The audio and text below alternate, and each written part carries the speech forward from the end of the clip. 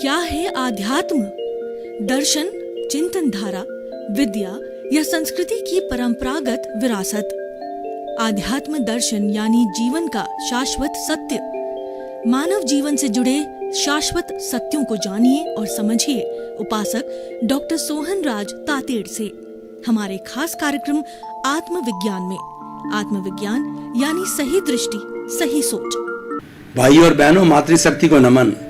Channel 24+ news की आध्यात्मिक कार्यक्रम आत्मविज्ञान साइंस ऑफ द सोल के अंतर्गत हम आपको सही दृष्टि, सही सोच, राइट विजन, राइट थिंकिंग के अंतर्गत नए नए विषयों के माध्यम से हम आपको आत्मानुभूति करवाते हैं, आत्म साक्षात कराते हैं, सेल्फ रियलाइजेशन कराते हैं, आपके अस्तित्व के बारे में जानकारी कराते हैं। उससे हमारा जीवन सार्थक होता है। मनुष्य जीवन जो मिला है उसकी सार्थकता प्राप्त करने के लिए हमें अल्टीमेट ट्रुथ को मालूम करना चाहिए, क्योंकि मनुष्य एक ऐसा प्राणी है जो अल्टीमेट ट्रुथ मालूम कर सकता है, जानकारी कर सकता है, उसको प्रारंभ कर सकता है। इसीलिए आत्मविज्ञान कार्यक्रम प्रारंभ किया गया है। इसी क्रम के अंदर आज का हमारा विषय है पुरुषार्थ चतुष्टय।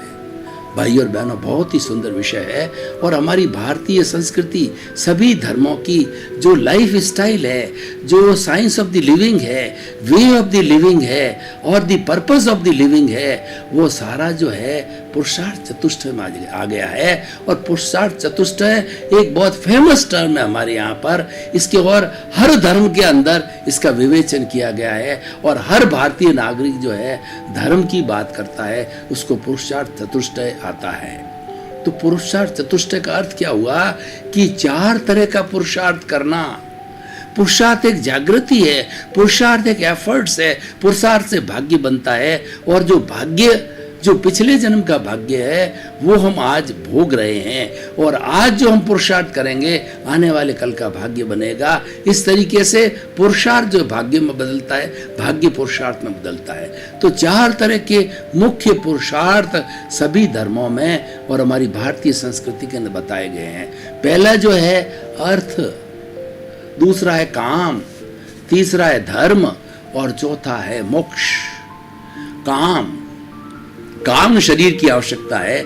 जब शरीर यौवन हो जाता है, शरीर के अंदर युवकपन आ जाता है, तब शरीर के अंदर मादकता आती है, वीर्य की उत्पत्ति होती है और पूर्ण रूप से वो विकसित हो जाता है। तब ये काम की जो है उस शरीर के अंदर इच्छा जागृत होती है। ये ज़्यादा बताने की आवश्यकता नहीं है क्योंकि सभी लोग इसके बारे में जानते हैं। अर्थ जो है हमारी ये बाह्य जगत है, हमारा परिवार है, हमारा गृहस्थ जीवन है, इसके संचालन के लिए अर्थ की आवश्यकता होती है। बिना अर्थ के हम संसार का कोई भी काम नहीं कर सकते। अर्थ एक विनिमय है, इसे लेना होता है, देना होता है। अर्थ के माध्यम से हम कोई भी हमारे जो आवश्यकता की वस्तु है खरीद सकते हैं, हमारी सुविधा और साधन की वस्तु को खरीदा जा सकता है। इसलिए पूरी एक अर्थ नीति बनी हुई है, परिवार के रूप में होती है और वो देश में भी अर्थनीति चलती है, परिवार में भी अर्थनीति चलती है। ये भी अब आप लोग सब जानते हो, ज़्यादा बताने की जरूरत नहीं है। तीसरा है धर्म। इसके बारे में सांगोपांग व्याख्या करनी है कि धर्म एक ऐसा सेतु है जो कि अर्थ और काम और मोक्ष को जोड़ता है। मोक्ष हमारी मंजिल है, मोक्ष हमारा साध्य है, हमारा टारगेट है, हमारा लक्ष्य है, उसकी प्राप्ति करनी होती है। उसके बीच में जो ब्रिज है वो धर्म है। धर्म के लिए कहा गया है कि जो धर्म के लिए वस्तु स्वभाव धर्म, वस्तु के स्वभाव को धर्म कहा जाता है। हर एक का अपना अपना वस्तु का स्वभाव होता है। अग्नि होती है, इसका स्वभाव ताप देना होता है। पानी होता है, इसका स्वभाव शीतल होता है। इस तरीके से वस्तु के स्वभाव को भी धर्म कहा जाता है। अगर हम पानी के अंदर हाथ डालें और ठंडे पानी में हम हाथ डालें और हम कहें कि हमारा हाथ जो गर्म होना चाहिए वो गर्म नहीं हो सकता है। अग्नि के अंदर हम हाथ डालें, कहें कि हमारा हाथ ठंडा होना चाहिए, नहीं हो सकता है, क्योंकि उस वस्तु का स्वभाव नहीं है। तो वस्तु के स्वभाव को धर्म कहा जाता है। दूसरा धार्यति इति धर्म, जो धारण किया जाए वो धर्म है। धारण का अर्थ होता है चरित्र के अंदर ढाला जाए, अच्छे अच्छे सूत्र, अच्छे अच्छे मूल्य, मानवीय मूल्य, सांस्कृतिक मूल्य और दूसरा जो है हमारी संस्कृति के मूल्य, ये सारे हम जो धारण करते हैं उससे हमारा व्यक्तित्व बनता है और उस धारण करने को जो है धर्म कहा जाता है। एक धर्म की परिभाषा होती है कि आत्मशुद्धि साधनम धर्म, जिस साधन से आत्मा की शुद्धि होती है उसको हम धर्म कहते हैं। ये अभी हमारा विषय है, इसके ऊपर हम बातचीत करेंगे। आत्मा की शुद्धि कैसे होती है और अशुद्धि कैसे होती है। आत्मा तो अपने साथ में अशुद्धि लेकर के आई है। जन्म जन्मांतर से आत्मा के साथ के अंदर लिंग शरीर के रूप में, कॉजल बॉडी के रूप में, कार्बन शरीर के रूप में, राग द्वेष के रूप में, कषाय के रूप के अंदर, क्रोध मान माया के रूप के अंदर ये अशुद्धि जो है जुड़ी हुई है। इसको दूर करना हमारा लक्ष्य है और इसको दूर करने के बाद ही हमें मोक्ष की प्राप्ति होती है, हमारे लक्ष्य की प्राप्ति होती है। तो धर्म क्या करता है? इसका शुद्धि करता है। धर्म एक ऐसा डिटर्जेंट पाउडर है कि हमारी आत्मा के साथ जितनी भी कार्बन शरीर के रूप में अशुद्धि होती है वो उसको दूर करता है। अब प्रश्न ये है कि उसको दूर करने के लिए हमारे पास क्या विधि है। जैसे कि कपड़े को जो हमारी जो वॉशिंग मशीन होती है उसके अंदर कपड़ा डाल दिया जाता है, डिटर्जेंट पाउडर डालते हैं और पानी डालते हैं, तो पानी का घोल बन करके वो डिटर्जेंट पाउडर जो है अपने आप जहाँ जहाँ पर गंदगी है उस स्थान पर पहुँच करके उसकी सफाई करता रहता है। उसी तरीके से धर्म जो है वो सफाई कैसे करता है कि हम यहाँ अक्रम विज्ञान की बात कर रहे हैं। दो तरह के विज्ञान है, क्रमिक विज्ञान और अक्रम विज्ञान। हमारा अभी ये जो विषय है अक्रम विज्ञान, उसकी शुद्धि करने के लिए 5 आज्ञाएं दी गई है। 5 आज्ञा का पालन करने से सम्यक दर्शन, सम्यक ज्ञान, सम्यक चारित्र और सम्यक तर्क की प्राप्ति होती है और उससे हमारी आत्मा शुद्ध होती है। और ये 4 स्टेजेस हमारी भारतीय संस्कृति के अंदर बताया गया है कि मोक्ष प्राप्त करने के 4 मार्ग हैं। पहला मार्ग है सम्यक दर्शन, दूसरा मार्ग है सम्यक ज्ञान, तीसरा मार्ग है सम्यक चारित्र और चौथा मार्ग है सम्यक तप। अब किस तरीके से होता है, पहले हम 5 आज्ञा को समझें कि जो 5 आज्ञा जो है वो अक्रम विज्ञान के अंदर दादा भगवान ने 5 आज्ञा क्या दी है। वो 5 आज्ञा क्या है? पहला तो रिलेटिव का अर्थ होता है कि ये शरीर जो मेरा हार्ड मास का पुतला है ये रिलेटिव है और 84 लाख जीवा योनि प्राणियों के अंदर जितने भी प्राणी हैं उन सब का शरीर रिलेटिव है। ये दुनिया पूरी रिलेटिव है, कॉस्मोस पूरा रिलेटिव है, ये ब्रह्मांड पूरा रिलेटिव है और शरीर जो है वो जो हार्ड मास का पुतला वो रिलेटिव है। दूसरा रियल का अर्थ होता है हमारा अस्तित्व। हमारा क्या अस्तित्व है कि हमारा अस्तित्व चेतनामय अस्तित्व है और हमारा आत्मा का अस्तित्व आत्मा है वो ज्ञाता दृष्टा इसका स्वभाव है, वो जानने वाला देखने वाला है, वो अनंत ज्ञान वाला है, अनंत दर्शन वाला है और वो अनंत शक्ति वाला और अनंत सुख का धाम है। ये हमारी आत्मा का जो है वो पूरा लक्षण है, उसकी पूरी योग्यता है। तो ये जो है वो ये हमारा रियल है। तो इसीलिए रियल की जानकारी करना जरूरी है। हम किसी व्यक्ति को देखें तो तुरंत हमें रियल रिलेटिव का विवेक आ जाना चाहिए कि भाई इसके भीतर जो बैठा है शुद्ध आत्मा भगवान बैठा है वो सबका एक सा है। घोड़ा, गधा, ऊंट, भैंस, राम, कृष्ण, महावीर, 24 तीर्थंकर, मैं और आप सब के अंदर वो जो शुद्ध आत्मा है, परमात्मा है, जो भगवान बन सकता है, वह सबका एक सा है। और जो है वो शरीर है, रिलेटिव शरीर के अंदर जो है वो आत्मा रहती है। तो ये रियल और रिलेटिव जो है 2 हमारी आज्ञाएं हो गई। तीसरी आज्ञा है ये जो है सम्यक दर्शन पैदा करती है। अगर हमने रियल रिलेटिव को प्राप्त कर लिया है तो हमें सम्यक दर्शन की प्राप्ति हो जाएगी, क्योंकि ये भेद विज्ञान हो जाता है कि मैं अलग हूँ, शरीर अलग हूँ, दोनों के अंदर लाइन ऑफ डिमार्केशन हो जाती है, दोनों अलग अलग हो जाते हैं। रियल रिलेटिव अलग अलग जब मान लिया जाता है ये सम्यक दर्शन है और ये हमारी जो मोक्ष की मंजिल है उसका पहला पड़ाव है। दूसरा है सम्यक ज्ञान। सम्यक ज्ञान का अर्थ यह है कि ये आखिर जो इतना बड़ा जगत है जिसमें 84 लाख जीवा योनि के प्राणी रहते हैं, इस जगत को कौन चलाता है? क्या इस जगत को भगवान चलाता है या कोई ऐसी स्थिति है जो चलाता है? इस जगत को चलाने वाला जगत नियंता व्यवस्थित शक्ति है। व्यवस्थित शक्ति का अर्थ होता है साइंटिफिक सर्कमस्टेंशियल एविडेंसेस। कुछ ऐसे संजोग मिल करके और इस पूरी सृष्टि को मिलाते हैं। उस संजोग के अंदर हम अगर सृष्टि की व्याख्या करें, अपना अलग विषय है, वो हम व्याख्या नहीं करेंगे। जब जगत की जो अवधारणा की बात करेंगे तो व्याख्या करेंगे। जो 6 तत्व होते हैं जो हमारे गति सहायक है, जो कि मोशन देते हैं। दूसरा स्थिति सहायक है जो कि जड़ और चेतन को जो है जो मूवमेंट कर रहा है उसको स्थिति देते हैं। और तीसरा जड़ कहलाता वस्तु जो पुद्गल होता है। चौथा जो चेतन जो आत्मा होता है। और 5वां हमें समय के बारे में जो जानकारी वाला तत्व है वो टाइम है। और दूसरा स्पेस है, आकाश है जो सबका अवगाहना देता है। तो ये हमारा जड़ और चेतन को अगर छोड़ छोड़ दें, यही गति करने वाले, यही घूमने वाले हैं, तो उसके बाद के अंदर हमारा गति सहायक, स्थिति सहायक और जो टाइम है और स्पेस है, ये पूरे ब्रह्मांड के अंदर फैले हुए हैं। ये पौद्गलिक है और ये अमूर्त है और ये जो है दिखाई नहीं देते हैं, लेकिन पूरे ब्रह्मांड के अंदर सुई की नोक की जगह इतनी जगह नहीं है जहाँ पर कि ये नहीं मौजूद रहते हैं। इनकी मौजूदगी लोक कहलाता है, ब्रह्मांड कहलाता है, सृष्टि कहलाता है, विश्व कहलाता है, पर्यावरण कहलाता है, नेचर कहलाता है। तो इसी से ये सारा जगत बना है। तो इस सब की जानकारी करने के लिए हमारे भीतर जो जिज्ञासा जागृत होनी चाहिए कि आखिर इस जगत को चलाने वाला कौन है। इस जगत को जो चलाने वाला है द्रव्य है, क्षेत्र है, काल है और भाव है, और उसके साथ में काल, स्वभाव, कर्म, पुरुषार्थ, नियति, ये फैक्टर्स है, ये घटक है जो कि जगत को चलाते हैं। जब हम सब इन सब चीज़ों का जो है वो हम ध्यान करते हैं तो हमारे में अकर्ता भाव आ जाता है, हमारे में एक अनुभूति होती है, हमारी ये जिज्ञासा शांत होती है कि मैं कर्ता तो नहीं हूँ और कर्ता मैं हो ही नहीं सकता, मैं तो एक संजोग हूँ, मैं तो निमित्त हूँ। कि कर्ता होने के लिए इतनी चीज़ों की आवश्यकता होती है, ये सभी मिलते हैं। जब व्यवस्थित शक्ति मिलती है तब वो संजोग जुटाती है, और संजोग जुटा करके किसी भी व्यक्ति का, जड़ और चेतन का कोई भी कार्य होता है। तो इसीलिए जो है हम ये कह सकते हैं कि हम कर्ता नहीं हो सकते। तो अकर्ता भाव की जहाँ भावना आती है वहाँ राग द्वेष दूर होता है, और वहाँ पे व्यक्ति के अंदर वैराग्य आता है, और व्यक्ति सही सम्यक ज्ञान को प्राप्त होता है। तो हमें सम्यक दर्शन और सम्यक ज्ञान की दो परिभाषा हुई, जो कि हमारी ये तीन आज्ञाओं से मिला। चौथा अब ये है कि हर धर्म की जो आचार संहिता होती है, उस धर्म को हम किस तरीके से पालन करें, क्या सिस्टम होना चाहिए, क्या पद्धति होनी चाहिए। आचार संहिता, हर धर्म की अपनी अपनी आचार संहिता है। तो हम अक्रम विज्ञान की बात करते हैं, तो इसके अंदर जो हमारी चौथी आज्ञा है वो एक फाइलों का संभावपूर्ण निपटारा करना।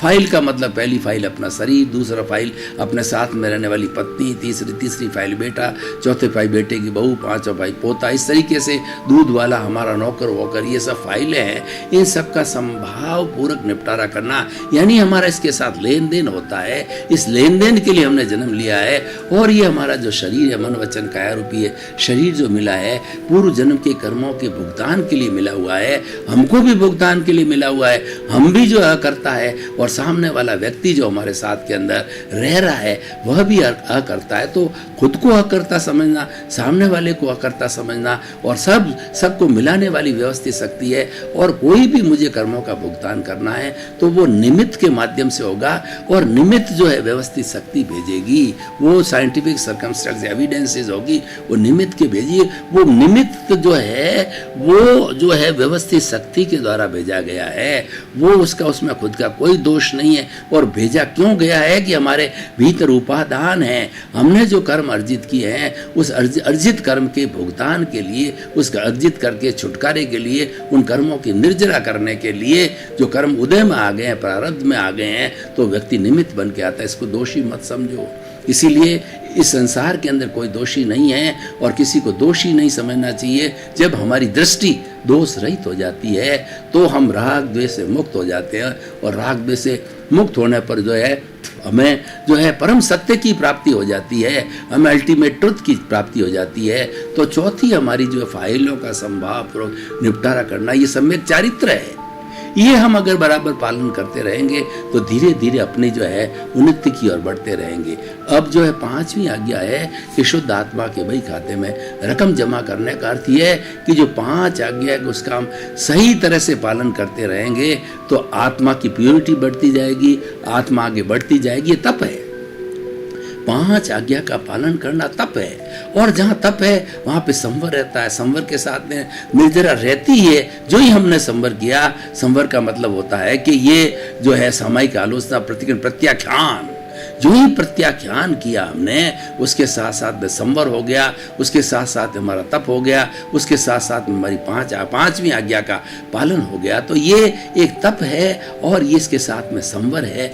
और जो हमने 4 अभी बातें बताई गई कि सम्यक दर्शन, सम्यक ज्ञान, सम्यक चारित्र और सम्यक तप, ये 5 आज्ञा का पालन करने से जो है ये हमारे चारों ही मार्ग जो है तय हो जाते हैं। इसीलिए कहा गया है कि 5 आज्ञाएं भगवान राम है, 5 आज्ञाएं भगवान कृष्ण है, 5 आज्ञाएं महावीर है, 5 आज्ञाएं सिमंदर स्वामी है, 5 आज्ञाएं दादा भगवान है, 5 आज्ञाएं मैं हूँ, 5 आज्ञाएं आप हो।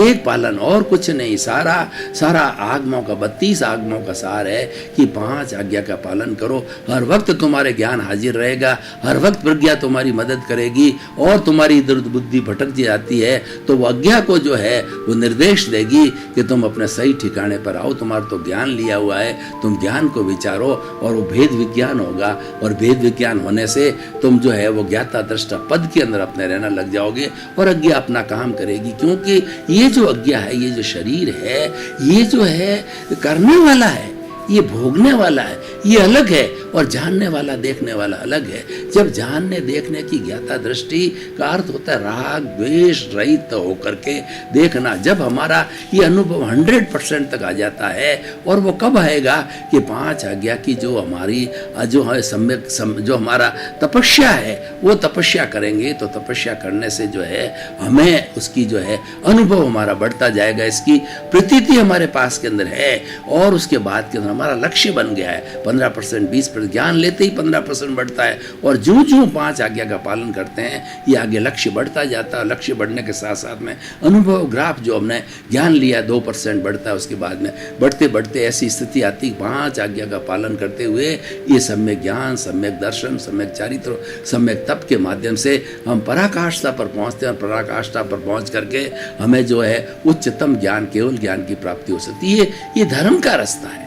ये सारी बात मैंने इतना खोल करके इतना विस्तार से क्यों बताई कि सही धर्म का रास्ता यही है, क्योंकि मोक्ष के मार्ग सम्यक दर्शन, सम्यक ज्ञान, सम्यक चारित्र, सम्यक तप और 5 आज्ञा के अंदर नीत है। इसीलिए हमें 5 आज्ञा का पालन करें तो ये होलिस्टिक है, और अपने आप ये पूर्ण तपस्या कराने वाली होती है। ये हमें लक्ष्य तक पहुंचानी होती है, क्योंकि 5 आज्ञा का पालन का उद्देश्य जो है मोक्ष होता है, और मोक्ष के लिए ही दी गई, और वो लगातार इसका पालन करता रहता है। तो प्रतीति तो ये जो है लेते ही प्रतीति हो जाती है 100%, और उसके बाद में लक्ष्य बढ़ता जाता है, और लक्ष्य बढ़ने के साथ साथ अनुभव भी बढ़ता जाता है। तो भाई और बहनों, ये काम, अर्थ, धर्म और मोक्ष जो है एक अवस्था का नाम है। मोक्ष का मतलब प्योर, हमारी आत्मा एब्सोल्यूट प्योर फॉर्म में हो जाती है, अशरीरी हो जाती है। उसके साथ में राग द्वेष का कोई तरह का एक भी परमाणु शेष नहीं रहता है। केवल ज्ञान होने के बाद के अंदर एक जो आयुष्य, शुभ आयुष्य कर्म जितना कि बचा हुआ बाकी रहता है केवली के, वो उतना भोग करता है, और भोग करने के बाद के अंदर जो है वो शैलेसी अवस्था होती है। अ उ ई री ल, ये 5 अक्षर की शैलेसी अवस्था प्राप्त करते ही वह सिद्ध बुद्ध मुक्त बन जाता है, सिद्धालय के अंदर चला जाता है, और आत्मा जो है वो अखंड अक्षय जो सुख के अंदर प्राप्त हो जाती है, वो अनंत जो है सुख का भंडार बन जाती है, ब्लिश के अंदर चली जाती है। तो कुल मिलाकर के मोक्ष एक अवस्था है। ये सिद्धालय के अंदर मोक्ष है, वहाँ पर असंख्य अनंत जो है वो मोक्षगामी आत्माएं वहाँ रहती है, और केवल ज्ञान के बाद ही वो स्थिति प्राप्त होती है। वो हमारा लक्ष्य है। तो इस तरह से काम, अर्थ, धर्म और मोक्ष, एक 4 तरह की अपने जो है पद्धति बताई, लाइफ स्टाइल बताई, और इस लाइफ स्टाइल को अगर व्यक्ति पालन करता है बहुत सुंदर तरीके से उसका लौकिक जगत तो आराम से हो जाता है। क्योंकि इस 5 आज्ञा के पालन में, इस धर्म के पालन के अंदर कहीं पर भी हमारा लौकिक कार्य है उसके अंदर कोई अड़चन नहीं आती। चाहे इंजीनियर है, आप डॉक्टर हैं, गृहिणी हैं, आप जो है बिजनेसमैन हैं, आप राजनेता है, कोई भी हो, तो जो कार्य आप कर रहे हो, आपका जो भी भगवान है उसकी जो पूजा पाठ कर रहे हो, जो भी आपकी जो क्रियाकांड है वो करते रहो, तो उसके अंदर कोई इसकी रोक टोक नहीं है। 5 आज्ञा तो केवल समझ है, आपकी समझ को खुला किया जाता है, आपकी रॉन्ग बिलीफ को हटा करके राइट बिलीफ बनाया जाता है, और समझ प्राप्त होने के बाद में प्रतीति बढ़ती है, प्रतीति के बाद के अंदर आपका लक्ष्य बनता है, लक्ष्य के बाद अनुभव होता है। और यहाँ पर जो किसी भी अलग से जो है किसी देवी देवता का पूजा का नहीं है, जो आपके भीतर के अंदर जो आपका अस्तित्व है, आत्मा है, उसको एक केंद्र में रख करके करके ये बात बताई गई है और उसकी साक्षी से सब काम करना है। और वास्तव में सारा कार्य होता है इसकी साक्षी से होता है। अगर हमारे भीतर आत्मा है तो हम जिंदे रह सकते हैं। हम कोई भी एक्टिविटी, खाना पीना, उठना बैठना, सोना धोना, जो भी एक्टिविटी हमारे जीवन की है सब आत्मा की उपस्थिति करते हैं। और वो अगर उपस्थित नहीं रहती है तो हम कोई भी हम जो कार्य नहीं कर सकते। और बॉडी को जो है डॉक्टर डिक्लेयर कर देता है इट इज डेड बॉडी, वो जड़ बन जाता है। तो ये जड़ जो है वो चार्ज होता है चेतन की उपस्थिति से।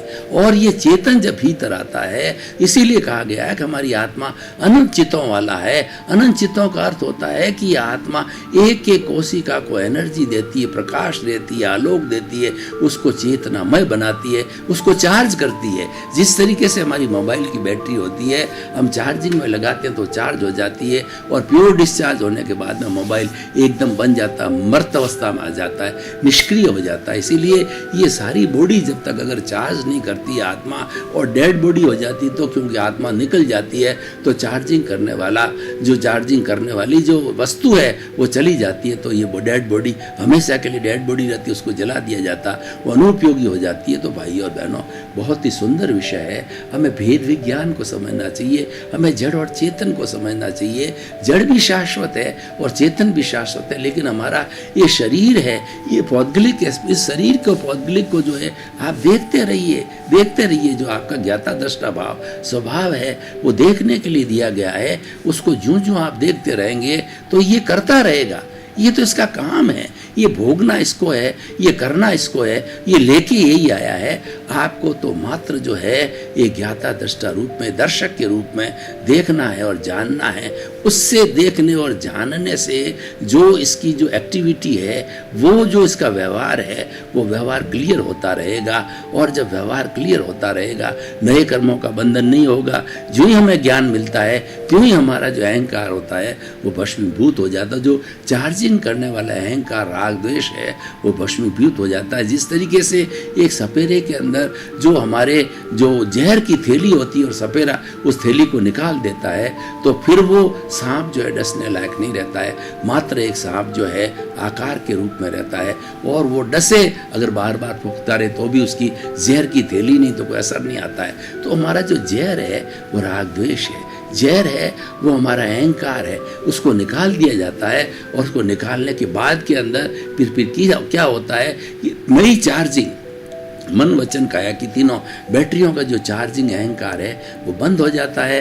और जो ये हमारी प्रतिष्ठित आत्मा, हमारी आज्ञा है, वो आज्ञा धीरे धीरे ये बर्फ की शिला की तरह जो पूर्व जन्म के अंदर कर्म जो इकट्ठे हुए हैं वो पिघलते रहेंगे और पिघल करके धीरे धीरे ऐसी स्थिति आ जाएगी कि वो नए कर्मों का जो है सृजन नहीं होगा, क्योंकि नए कर्मों का सृजन करने वाला अहंकार पहले ही भस्मीभूत हो जाता है। भाई और बहनों, आपका बहुत बहुत धन्यवाद। आत्मविज्ञान कार्यक्रम आपके भीतर की अनुभूति कराता है, आपके भीतरी जगत से परिचय कराता है और आपके अस्तित्व के बारे में बताता है, अस्तित्व के अनुभव के बारे में बताता है, अस्तित्व की प्रतीति कराता है, अस्तित्व की जानकारी करने का लक्ष्य बनाता है। इसलिए आप जो है आत्मविज्ञान कार्यक्रम को स्वयं देखते रहिए, अपने परिवार वालों को दिखाइए और उसके साथ साथ में हमारे इसके नीचे जो पट्टी चल रही है उसके अंदर जो है आपका जो मोबाइल नंबर, ईमेल लिखा हुआ है। आपकी कोई शंका हो, समाधान करना हो, उसके ऊपर आप मेल के ऊपर हमको भेज सकते हैं या फोन के माध्यम से जो है हमसे सत्संग करके और अपने स्वरूप के बारे में जो कोई भी शंका होती है उसको जो आप बहुत निर्मूल कर सकते हैं। तो आपके प्रति मंगल भावना, शुभकामनाएं। आत्मविज्ञान में आत्मविज्ञान यानी सही दृष्टि, सही सोच।